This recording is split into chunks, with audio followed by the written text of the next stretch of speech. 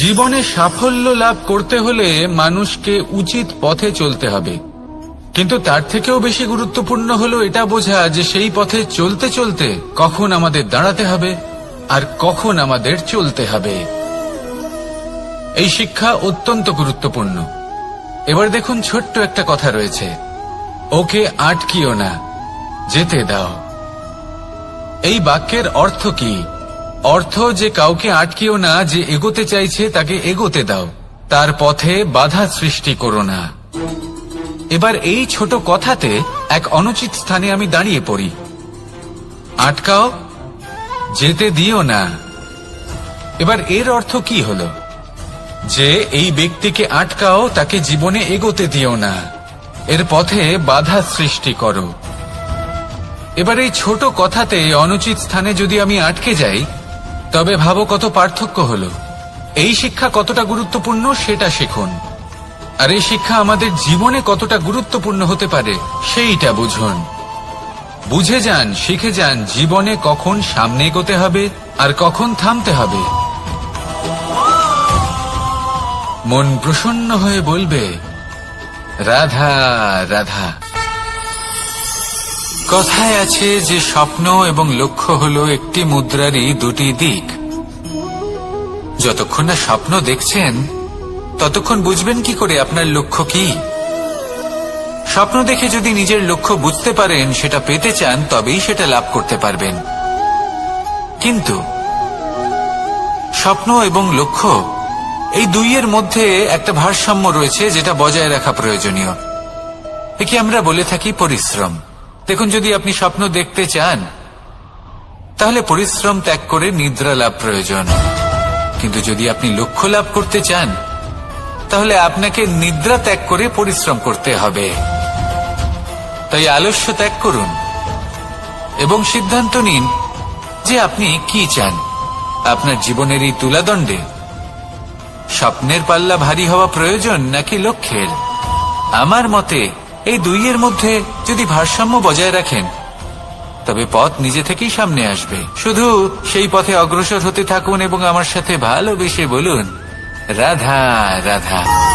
সময় যা সবকিছুকে সমান করে দিতে পারে, যা সব থেকে বেশি শক্তিশালী, সব থেকে বড় সম্পত্তি, সব থেকে বড় শিক্ষক এবং সব থেকে বড় সুযোগ।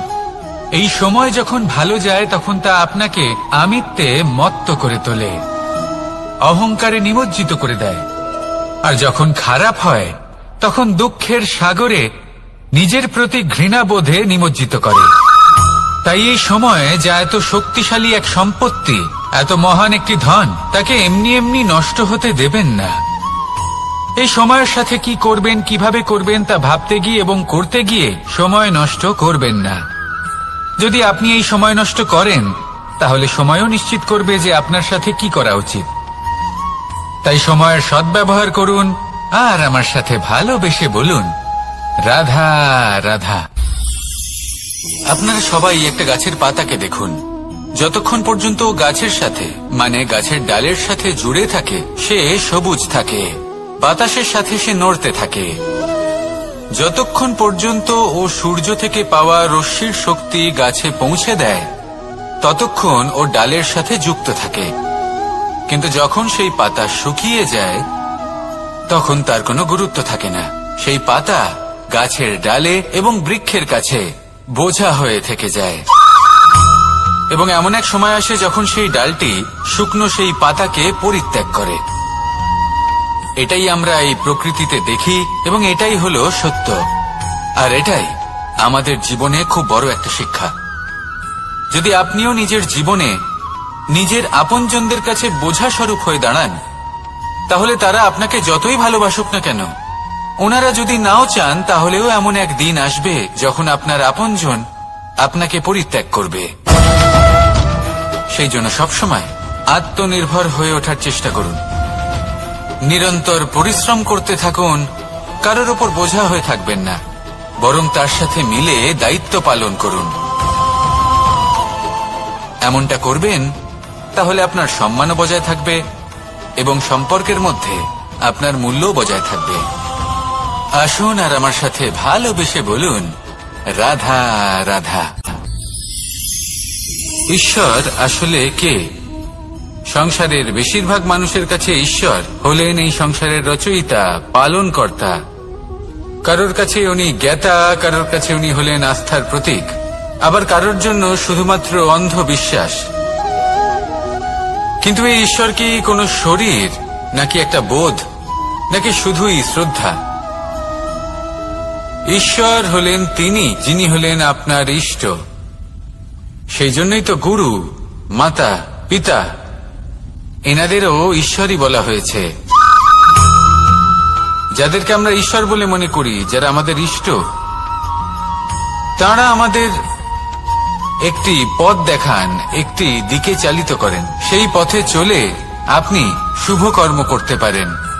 আর যখন কোনো ব্যক্তি তার ঈশ্বরের আদেশ পালন করেন, তখন সে নিজে থেকেই শুভ পথে অগ্রসর হয়ে যান। বেশ কয়েকজন মানুষ ঈশ্বরের ওপর আস্থা রাখেন এবং ভাবেন যে অনুচিত কোনো কাজ করা উচিত নয়, ঈশ্বর দেখছেন। ওনারা ভয় পান যে কোনো অনুচিত কর্ম করলে কে জানে তার পরিণাম কি হবে। এমন অনেক ব্যক্তি রয়েছেন যারা ঈশ্বরকে বিশ্বাস করেন এবং জানেন যে ঈশ্বর তাদেরকে দেখছেন। তাই যে যে শুভ কর্ম ওনারা করেছেন তার ফল তারা অবশ্যই পাবেন। এবার আপনি ভয় পেয়ে ঈশ্বরকে বিশ্বাস করবেন, নাকি বিশ্বাসের দ্বারা ঈশ্বরকে বিশ্বাস করবেন, সেই সিদ্ধান্ত আপনারই। কিন্তু হ্যাঁ, যদি আপনার মনে ঈশ্বরের জন্য কোনো স্থান থাকে, যদি আপনার কোনো ইষ্ট থাকেন, যদি আপনি কাউকে ঈশ্বর মনে করেন, যার প্রত্যেক আদেশ আপনি পালন করে থাকেন, তাহলে বলি ঈশ্বর কখনো আপনাকে অনুচিত পথে চালিত করবেন না। আসুন আমার সাথে ভালোবেসে বলুন রাধা রাধা।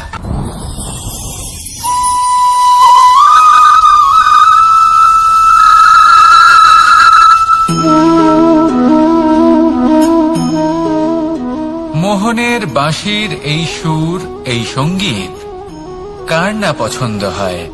সবারই খুব ভালো লাগে। এবার এই সুর আসে কোথা থেকে? কেউ বলবেন কৃষ্ণের হৃদয় থেকে। সত্য কথা, এই সুর হৃদয় থেকে নির্গত হয় এবং প্রকট হয় এই বাঁশি থেকে। এই বাঁশিটাকে দেখুন, এই ছিদ্রগুলি দেখুন, প্রত্যেকটা সুর থেকে নিজস্ব একটা স্বর নির্গত হয়। এবার যে ব্যক্তি এই সমস্ত সুর এবং স্বর বুঝতে পারেন, এতে নিপুণ, তিনি এই বাঁশির দ্বারা যে সুর নির্গত করবেন তা তো মধুর অবশ্যই হবে। এবার জীবনের সাথেও কিছুটা এরকমই ঘটে। জীবনের কিছু নীতি থাকে, অর্থ, কুটুম্ব এবং আধ্যাত্মিক। যদি জীবনের প্রত্যেকটা মুহূর্ত সুখময় হয় এরকম আপনি চান, তাহলে এই তিনটি নীতিতে আপনাকে নিপুণ হতে হবে। কোনো একটি বিশেষ নীতির প্রতি যদি আপনি বেশি ঝুঁকে পড়েন, তাহলে বাকি দুই নীতি থেকে যা সুখ লাভ করা সম্ভব তা পারবেন না। ধন অর্জন করতে হবে পরিবারের জন্য, পরিবারের সুখ মনের শান্তির জন্য, মনে শান্তির প্রয়োজন মনের শুদ্ধতার জন্য। যখন এই মন শুদ্ধ হবে, জীবন শুদ্ধ হবে, পবিত্র হবে, সুন্দর হবে এবং ভালোবেসে বলবে রাধা রাধা। আমি রথে যাত্রা করি, তাতে বারবার পথে থামি আর দেখি যে আমি অনুচিত দিকে যাচ্ছি না তো, আমি উচিত পথেই যাচ্ছি তো। কারণটা কি? কারণ হলো যাতে আমি পথভ্রষ্ট না হয়ে যাই। জীবনযাত্রাতেও এটাই প্রয়োজন। জীবনযাত্রায় ভোগ বিলাসের পথে হারিয়ে যাওয়া খুব সহজ। বারবার থেমে আপনাকে দেখতে হবে, নিজেকে কিছু প্রশ্ন করতে হবে। আমি কি আজ সেই কর্মই করছি যেটা আমি করতে চেয়েছিলাম? আমি কি আজ সেই জীবন যাপন করছি যেমন আমি যাপন করতে চেয়েছিলাম?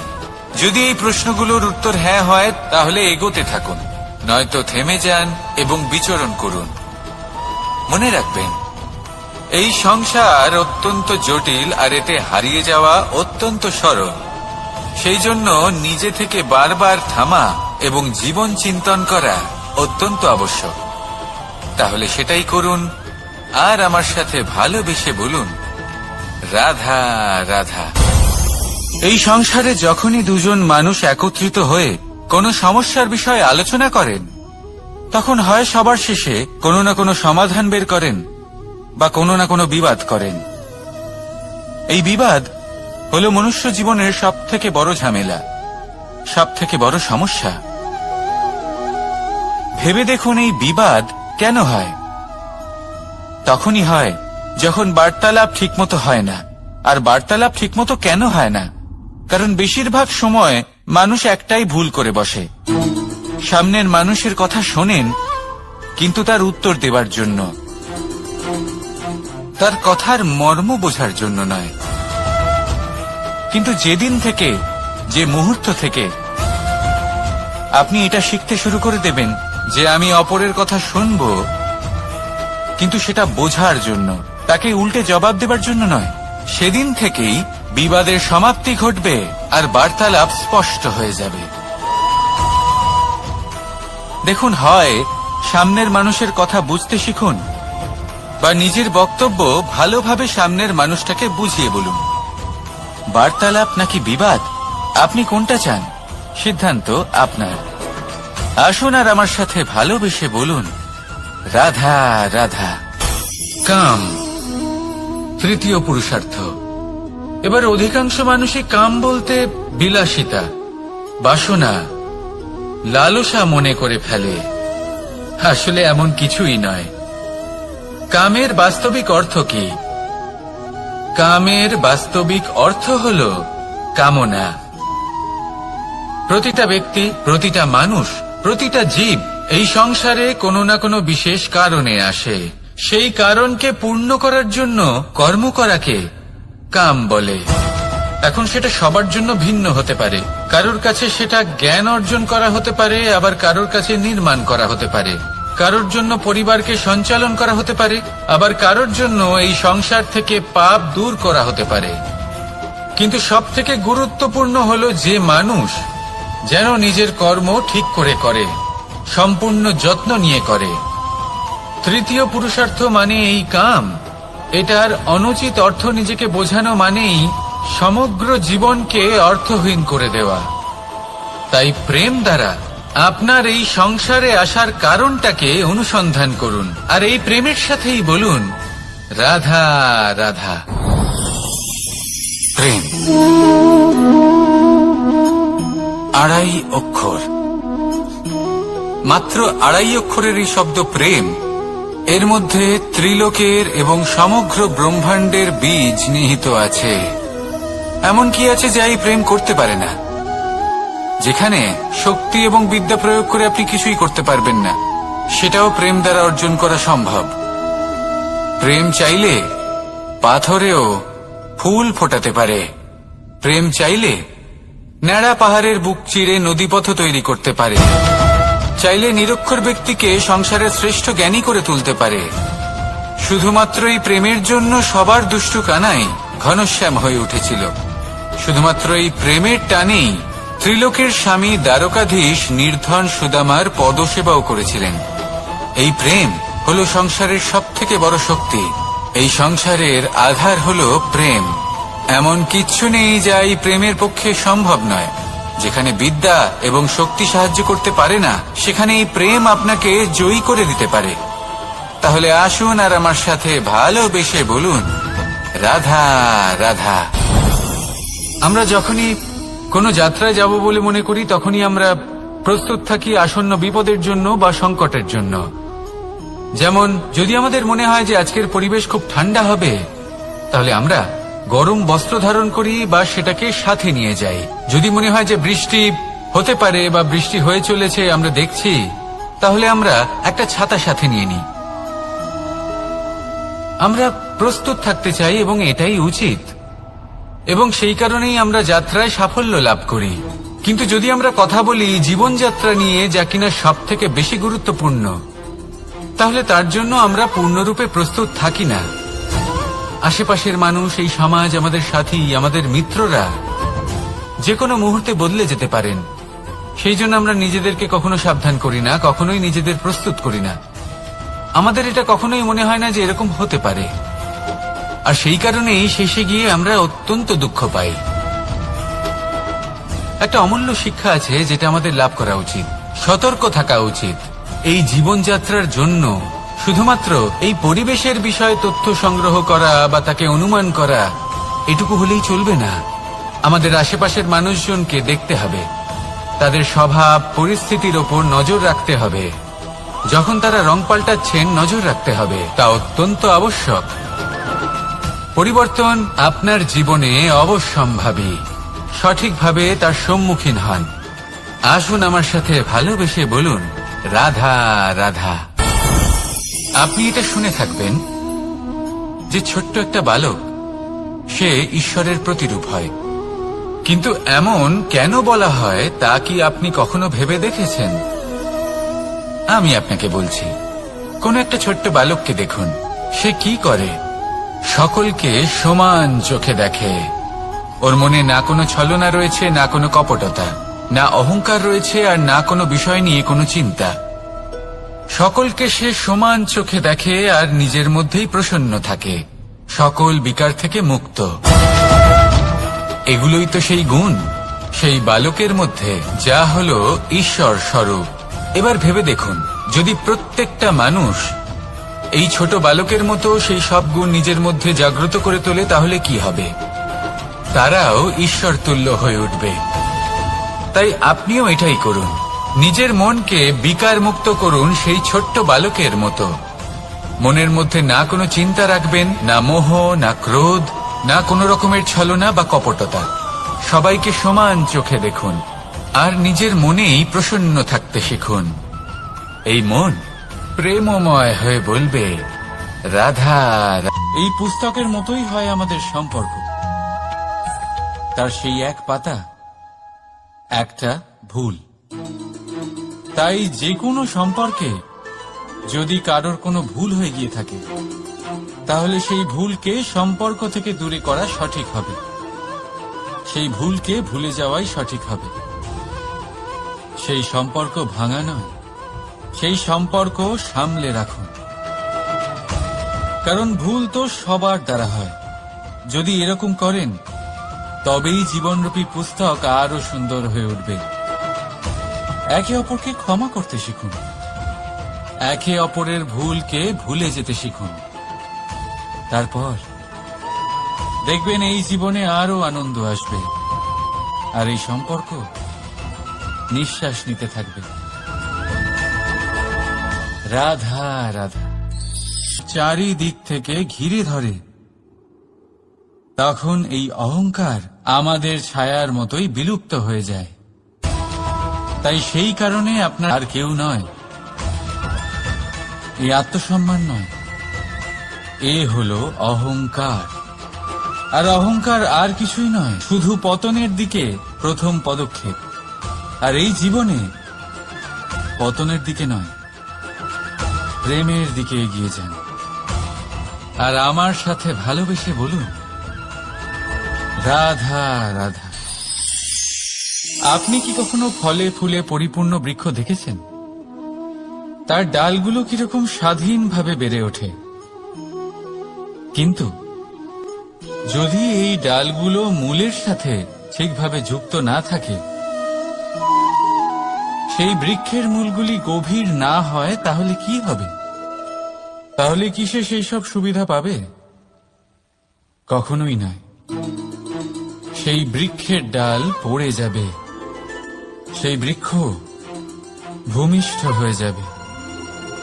ঠিক সেইভাবেই চিন্তা ভাবনার স্বাধীনতার আনন্দ আপনি তখনই আস্বাদন করবেন, যখন আপনার শিক্ষা গভীর হবে। তাই স্বাধীন থাকুন দৃষ্টিভঙ্গিতে, কিন্তু যুক্ত থাকুন শিক্ষার সাথে। রাধা রাধা। সমাজ, আমরা এই সমাজে বাস করি, আর বহুবার একটা গুরুত্বপূর্ণ কথা ভুলে যাই। এই সমাজ আমরা সকলে মিলে তৈরি করি। সমস্ত সময় কাটিয়ে দিই এইটা ভাবতে ভাবতে যে এই সমাজ কি ভাববে, আমার কি করা উচিত, আমার কি ভাবা উচিত, কি পড়া উচিত, কোনটা সঠিক কোনটা ভুল, যদি আমি এটা করি তাহলে কয়েকজনের এটা মনে হবে না তো যে আমি খারাপ, যখন আমি তা নই। মনে ভয় উৎপন্ন হয় সেই কয়েকজন মানুষের জন্য। তার কারণ হলো আমরা আমাদের মনের কথা শুনতে পাই না, না শুনতে পাই, না বলতে পারি, আর না করতে পারি। সেই কয়েকজন মানুষের ভয় আমরা খারাপের বিরোধিতা করা ছেড়ে দিই। কিন্তু কখনো নিজেকে জিজ্ঞেস করুন, শেষ পর্যন্ত কারা এই কয়েকজন মানুষ? এই সংসারে প্রতিটি মানুষেরই নিজের আলাদা আলাদা ব্যক্তিত্ব আছে, আলাদা দৃষ্টিভঙ্গি আছে। তাই যদি আপনি এটা ভাবেন যে আপনি সবাইকে খুশি করতে পারবেন, তাহলে আপনি ভীষণ বড় ভুল করছেন। জীবনে কর্ম তাই করুন যাতে আপনার অন্তরাত্মা সন্তুষ্ট হয়, আর অন্তরাত্মা সন্তুষ্ট তখনই হবে যখন আপনার কর্ম শুভ হবে। তাই নিজের মনের কথা শুনে এই সংসারে শুভ কর্ম করতে থাকুন, তবেই এই সংসারের কর্মে আপনি সার্থক হবেন। রাধা রাধা। এই পাতাকে দেখুন, কত কোমল, কত শীর্ণ। যদি এর উপরে একটুও জোর খাটান বেঁকে যাবে। পাতা তো এরকমই হয়, একটু জোর খাটালেই তা বেঁকে যায় এদের নমনীয়তার জন্য। কিন্তু ওদের এই নমনীয়তার জন্য ঝড়ে বিপর্যয়ে ওরা ভেঙে পড়ার থেকে বেঁচে যায়। যদি এদের বদলে কোনো দৃঢ় বৃক্ষ হয়, তখন হাওয়ার তীব্র গতি সে সহ্য করতে পারে না, তার সম্মুখীন হতে পারে না, ভেঙে পড়ে যায় সে। ঠিক সেই রকমই হয় আমাদের সম্পর্ক। যদি এর মধ্যে সেই নমনীয়তা না থাকে, অহংকারের দৃঢ়তা থাকে, সেই সম্পর্ক নষ্ট হয়ে যায়। তাই আনুন এই নমনীয়তা আপনার সম্পর্কে, যাতে কাল যদি কোনো সমস্যা এসে দাঁড়ায়, এই সম্পর্ক যেন না ভেঙে যায়। একবার ওই আকাশের দিকে তাকান, সূর্য চন্দ্রকে দেখে নত হয়ে যায়। আর আমরা তো সাধারণ মানুষ, তাই সম্পর্ক নিচু করবেন না, সম্পর্কের সামনে নত হতে শিখুন। রাধা রাধা।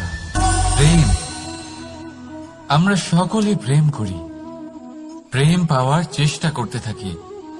আর এমনও অনেক মানুষ আছেন যারা প্রেম অর্জন করেও ফেলেন, কিন্তু সেখান থেকে শুরু হয় এক নতুন অধ্যায়।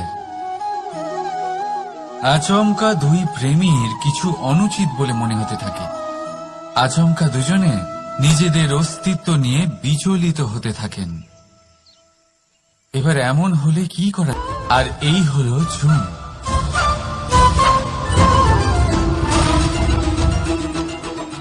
এবার এটাকে দেখুন, যখন চুন আর হলুদকে একসাথে মিলিয়ে দেওয়া হলো, তখন ওরা নিজেদের রং ত্যাগ করে দিয়ে একটা নতুন রং তৈরি করল। প্রেমের রঙও কিছুটা এইভাবে অর্জন করা হয়। এখানে কোনো আমি থাকে না, শুধু আমরা হয়, শুধু একাত্ম হয়। সেই জন্য ত্যাগ করুন নিজের অস্তিত্বকে, আর মনের উত্তেজনাকে আলিঙ্গন করুন। তারপর দেখুন আপনার এই প্রেম আপনাকে কোথায় কোথায় নিয়ে যায়। রাধা রাধা। এই সংসারে অসংখ্য মানুষ অর্থ আর সামর্থ্য দিয়ে মূল্যায়ন করেন যে কোনো মানুষের, নিজেদেরও আর অন্যদেরও। আর বহুবার অর্থ আর সামর্থ্য অর্জন করতে গিয়ে আমরা সময়, সম্পর্ক আর স্বাস্থ্য পিছনে ফেলে আসি। আমরা তার খেয়াল রাখি না, ভাবি যে একবার এই অর্থ আর সামর্থ্য অর্জন করে নেওয়ার পর তারপর সময়ও আমাদের কথা মতো চলবে, সম্পর্কগুলো আরো মধুর হয়ে যাবে, আর স্বাস্থ্যও আমাদের হাতের মুঠোয় থাকবে। কিন্তু এই অর্থের জন্য যখন আমরা এই তিনটেই হারিয়ে ফেলি, তখনই আমরা বুঝতে পারি যে আমরা কতটা অর্থহীন ছিলাম। আর তারপরে সংসারের সমস্ত অর্থ সংগ্রহ করে নেওয়ার পরেও আপনি আপনার ফেলে আসা সময় কখনোই ফেরত পাবেন না, না সেই সম্পর্ক আর না সেই স্বাস্থ্য। সেই জন্য এই তিনটির মূল্যই বুঝে নিতে শিখুন অনেক দেরি হয়ে যাওয়ার পূর্বে।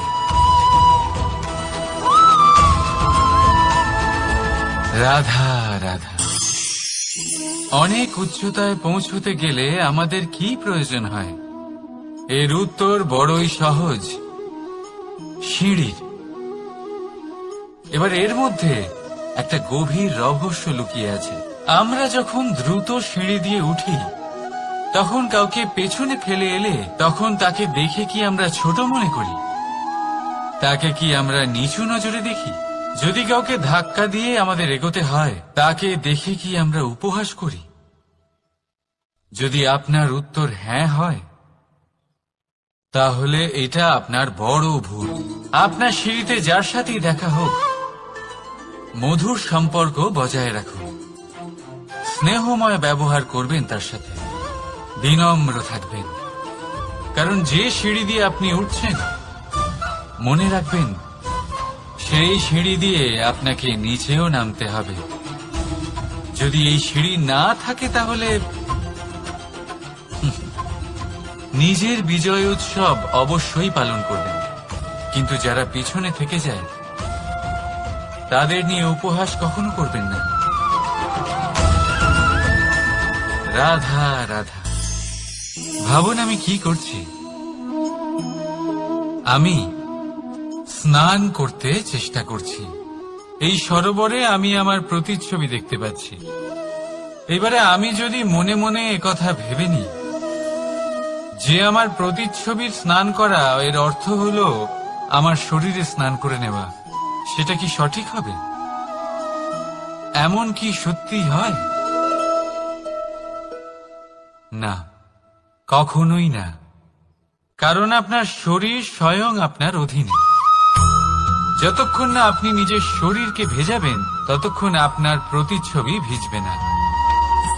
এবারে আপনি ভাবছেন আমি এই অযথা কথাগুলি কেন বলছি। কারণ এই কথাগুলোর সম্পর্ক আছে আমাদের জীবনের অভিজ্ঞতার সাথে। আমাদের জীবনের এই অভিজ্ঞতা অত্যন্ত গুরুত্বপূর্ণ হয়।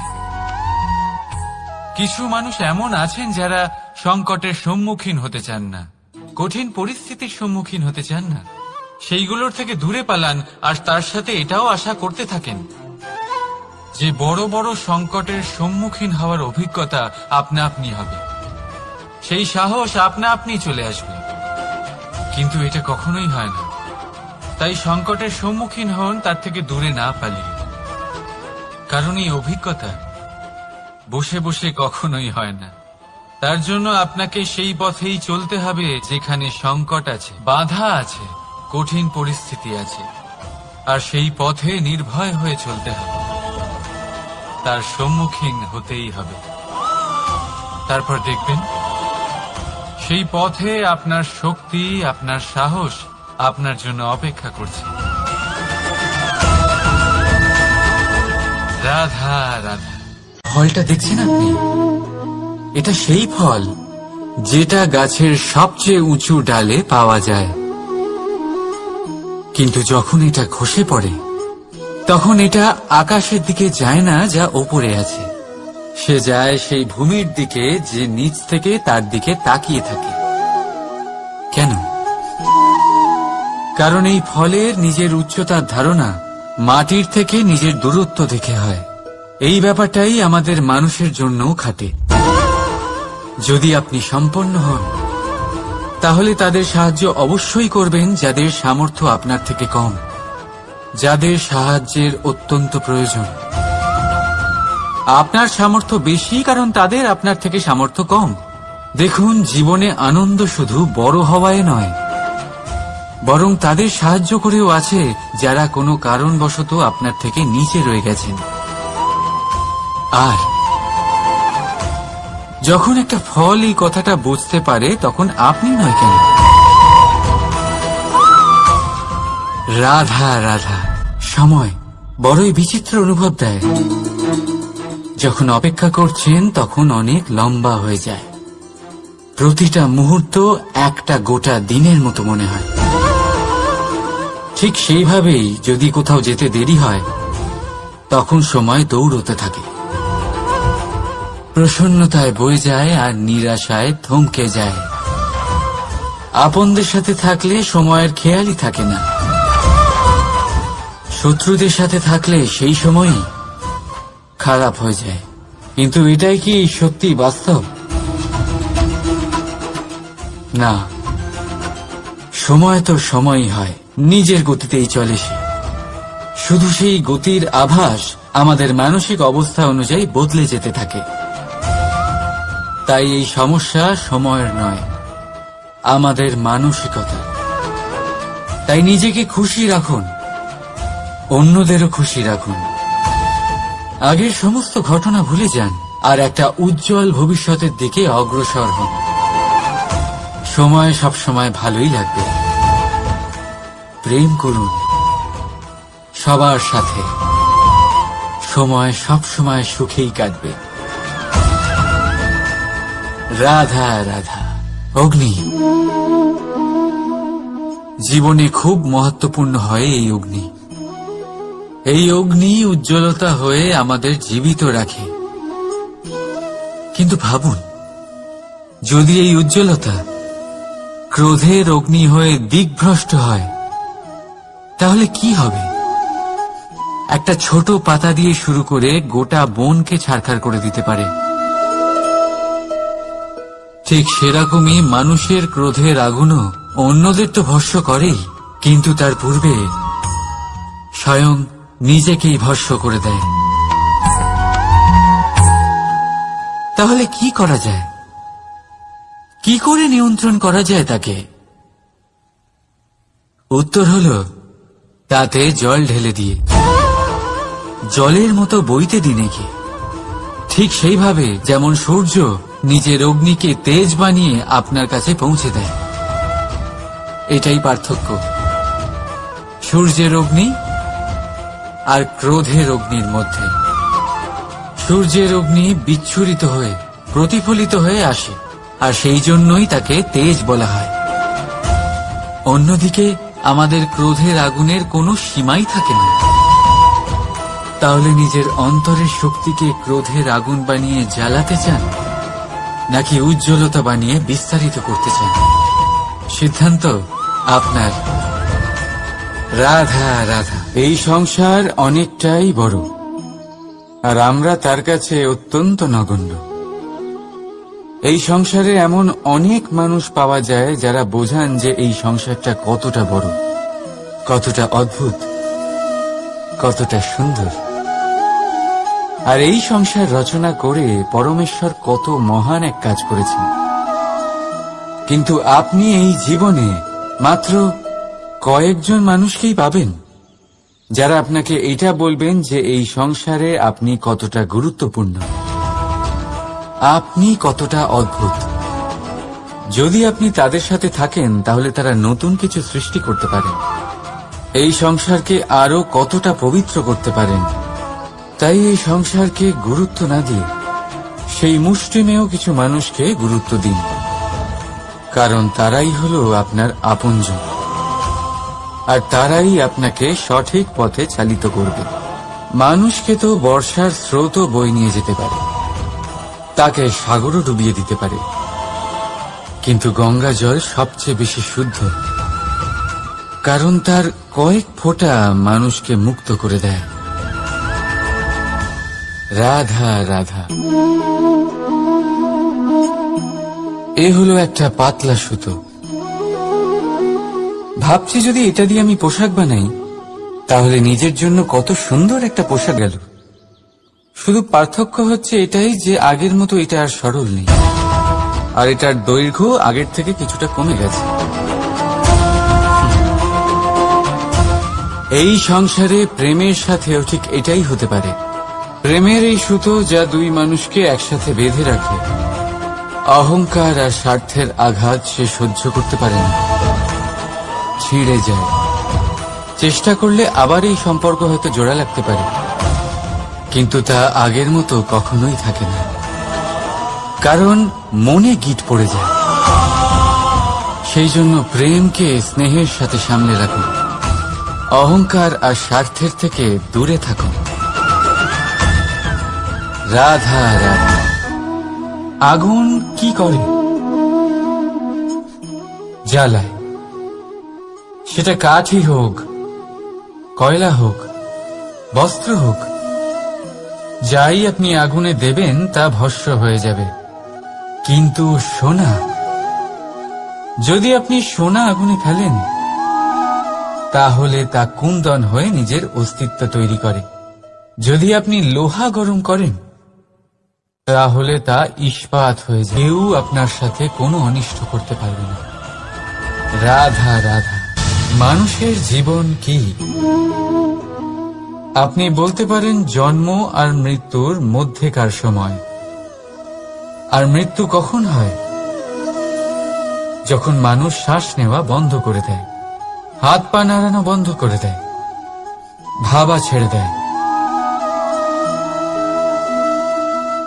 এমনটা নয়, এই ভাব যা মানুষকে মানুষ করে তোলে, যা এক মানুষকে আর এক মানুষের কষ্টে তার প্রয়োজনীয়তা অনুভব করে, আর সেটাই তাকে শক্তি দেয় অন্য কাউকে সহায়তা করার জন্য, তাকে পাত্র করে এই সৃষ্টির নিয়ন্তা হবার জন্য।